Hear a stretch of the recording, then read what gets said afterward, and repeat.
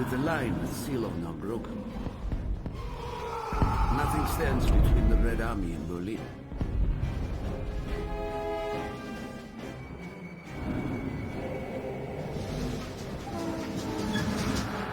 Every day, we carve deeper into German territory. Every day, fear and desperation erode their will. When our train reaches Berlin, they will have nowhere left to hide.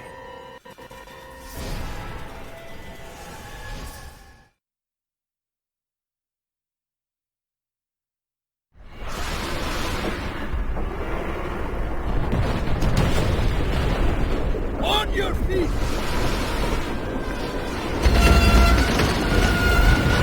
How are we sitting down in here? I don't... You're infected! A barrage of Katushka rockets will tear Berlin to pieces! With your bullets! With your bayonets! With your bare hands! Do the same to their wretched soldiers! Welcome to Berlin, everyone. This is a pretty intense level, and a fairly long one, should be mentioned. So, let's get inside a house very quickly, because it's going to be some street-to-street fighting. It's more reminiscent of Stalingrad-style levels from Call of Duty 1 and 2 than it is what we just played through in Silo Heights. Especially that fucking tank level. Fuck that tank level. Alright. Fuck it. Thank you. Good news, we have a decent weapon now. The game's desire to give you bolt actions is what it is.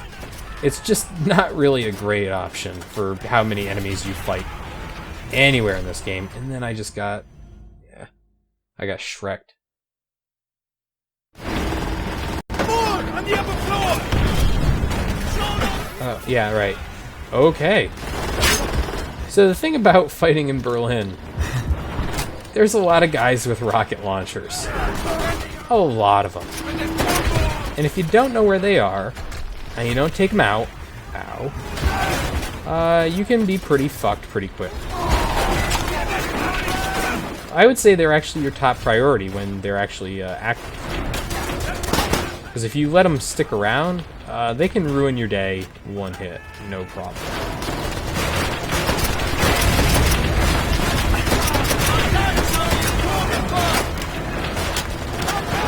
Whose fault is that?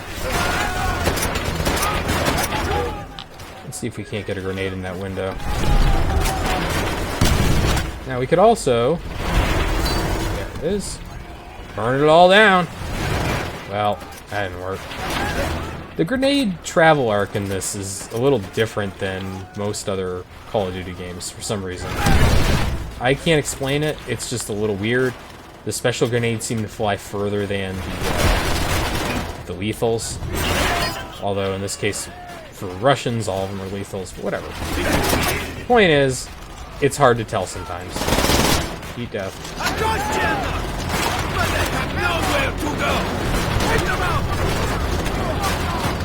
Alright, so we want to start moving our way upstairs here. There's one.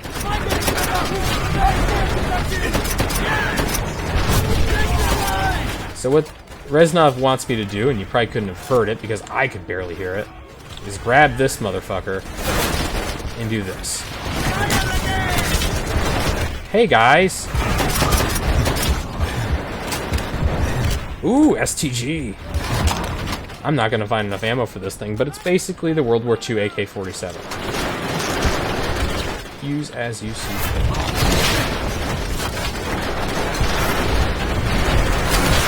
We gotta take this building down, and it takes a couple of rockets. I think there's actually a spot you're supposed to hit with it, but I've never figured it out. There it goes. Oh!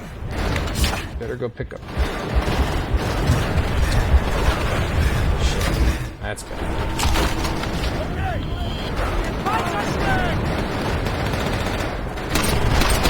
Let's see if we, that guy's in fire up there. See him? I thought that building facade was supposed to collapse. Oh, tanks are doing it. That's right. Maybe I've always timed it with the tanks. The STG is pretty great, and I will pick it up whenever I see it, but I have zero illusions of using it as, for the most part, or as a primary weapon for most of the game, or for most of the rest of this campaign. Just because there's so little ammo relative. At the moment, I think only officers are going to be carrying it. Let me jump fucking window. The game is so weird about what you can and can't mantle. Animals ran and marauded their way through the motherland. Hey. They deserve. Fuck.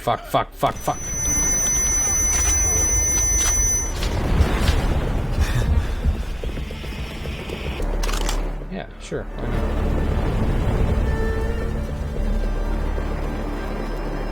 not? Alright. Smart about our movement here. Right away! Making sure we're full on everything we can have. Move, you pigs! Face us, you cowards! Die! Ooh.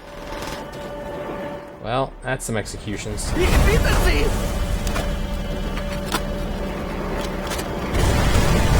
So yeah, executions, it's a thing you'll see a couple times. I'm getting run over by my own tank.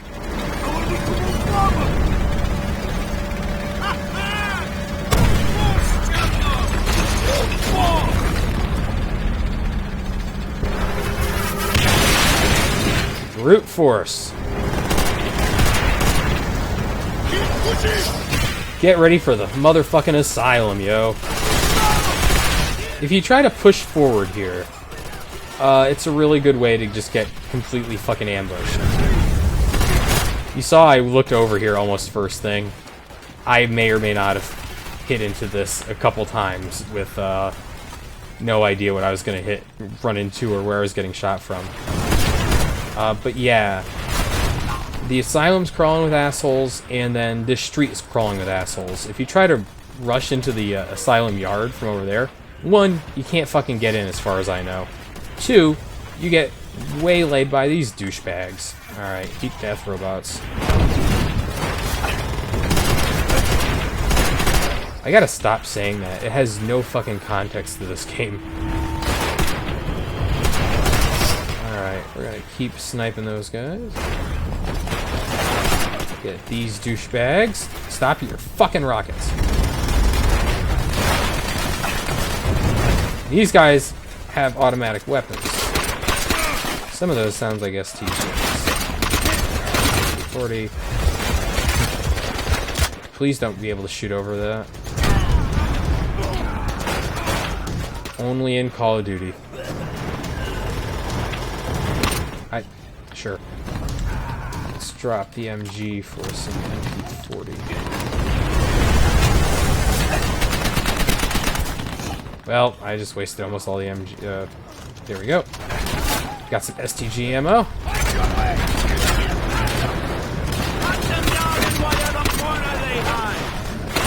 So my job right now is to keep those guys off the MGs and out of the windows.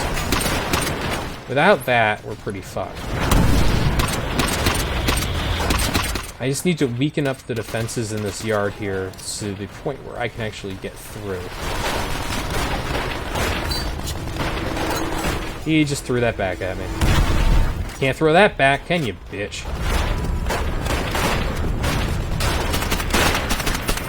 No one on that MG.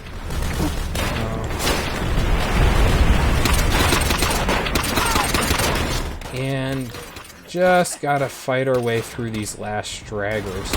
We should be good. I just heard a grenade hit the ground. These guys should have MGs. MP40s? MP40s. I don't know why I keep saying MGs. Now, this Asylum is actually one of the multiplayer maps I remember from the fucking game, so that's good news. This place reeks of nightmares and madness, but only the insane would stand against it. This way, upstairs! Dimitri, grab a shotgun. We will be killing at close quarters. Yeah, sawing off. Squeeze the trigger and bodies are hauled off. Shh! Do you hear something? No. That is why I am suspicious. Move carefully, Colonel. Yeah, I may or may not have known that was coming.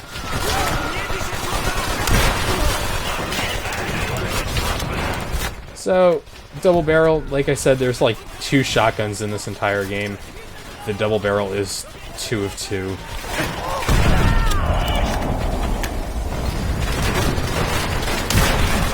It's pretty fun. It's no super shotgun, but does it do work? It takes a little while for it to reload, but there are worse things in the world. As a matter of fact, I think one of the LMGs reloads faster than it does.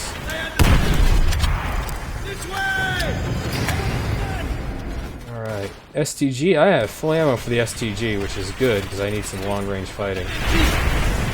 Use their own weapons against them.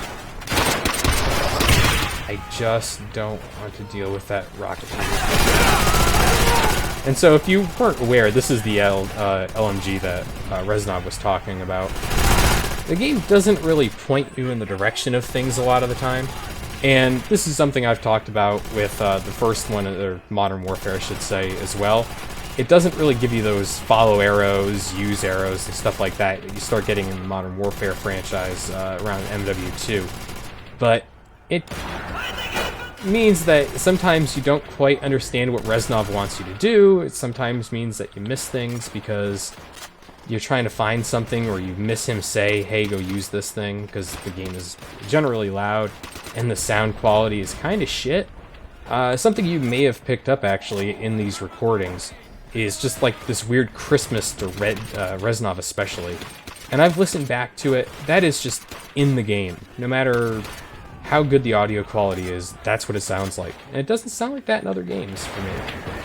So I think it's something weird about the sound engine in this game being based on, you know, Quake. It kind of does that.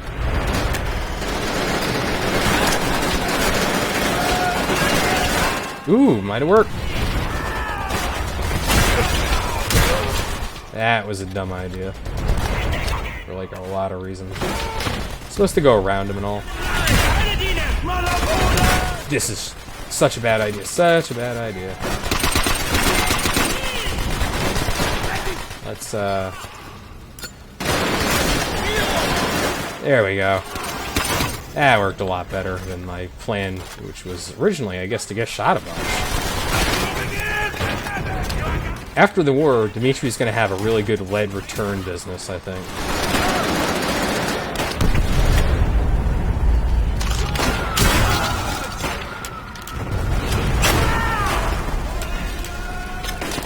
I just stabbed a guy. You don't see me do a lot of that in this game, I think. Don't really have the opportunity to stab a lot of people in the campaign. There's no sneaking missions or anything like that. You just kind of, I mean, the closest you get is the sniping stuff, but I think that's an interesting point, too, is that there's very, very little stealth in this game, and I think that makes for an interesting dichotomy between this and Modern Warfare, which got a lot of praise for its stealth missions, and then, you know, this game has none.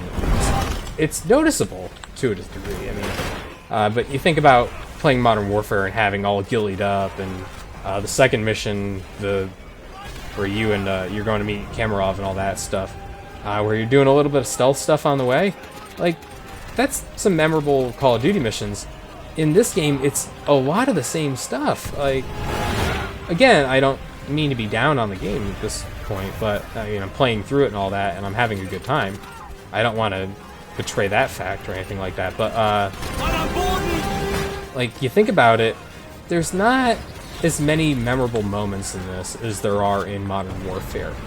And I think part of that is not having a story, so to speak. I mean, the story is you're a Russian going to Berlin, or you are a American Marine going and fighting Japan. Like, there's not a cohesive story to this game. And So it's, you know, there's no villain. There's, I guess, Hitler and the Nazis are the villains. But there's nothing holding things together the way Modern Warfare has.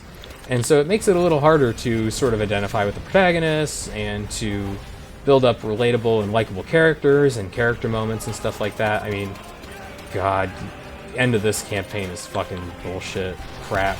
So be ready for that. Because they try to force a little sentiment in at the end. And it goes really poorly because the game doesn't really build up to anything. It just happens and you're like, alright, I remember that guy being a bitch. Don't mean to spoil anything, but fuck it, this game doesn't really have a story, and we know that. Abandon your cause! Abandon your home! Abandon all hope! Hoorah! Hoorah! See you guys next episode.